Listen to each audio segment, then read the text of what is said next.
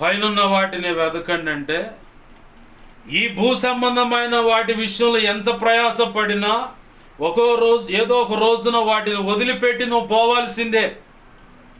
కానీ పైనున్న వాటి విషయమై నీ మనసు నిలిపి వాటి విషయమై నువ్వు ప్రయాసపడితే అవి నీ పరలోకపు అకౌంట్లోకి జమ చేయబడుతూ ఉంటాయి. దేవునికి మహిమ కలుగును గాక. హల్లెలూయా. అవి ఎలాంటి అంటే, ప్రభు అంటున్నాడు, నేను ఆకలితో ఉన్నాను, మీరు అన్నం పెట్టలేదు. నేను వస్త్రహీనుడిగా ఉన్నాను, నాకు వస్త్రమే లేదు.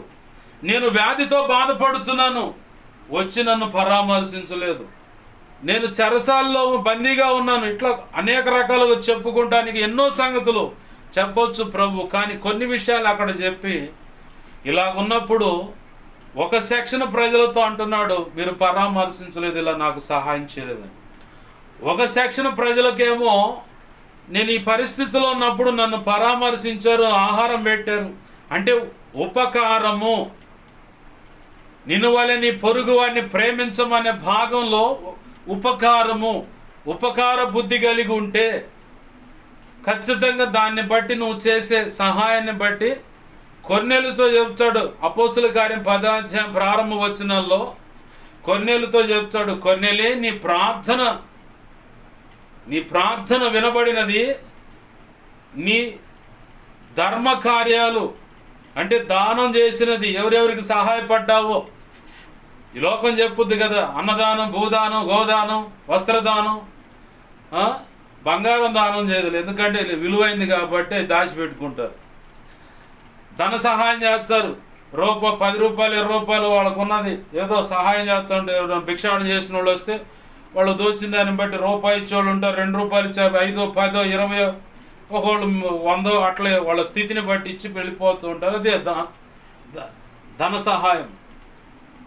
అయితే ఈ దాన ధర్మాలను బట్టి భూ సంబంధమైన క్రీస్తులో లేని ప్రజలు పుణ్యం వస్తుందని చెప్పని అలా సహాయం చేస్తూ ఉంటారు. ఏంది, ఒకని చనిపోయిన వాని పేరిట భోజనాలు కూడా పెట్టిస్తూ ఉంటారు.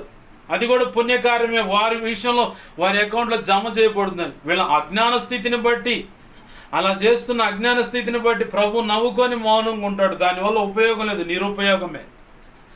నువ్వు ఏదైనా చేయదలుచుకుంటే ప్రభు పేరిట, ప్రభు పక్షంగా కదిలి వెళుతున్నటువంటి సువార్త పరిచర్య చేసే వాళ్ళకు సహాయపడు. ప్రభు సేవలో కొనసాగుతున్న వాళ్ళకి సహాయపడు.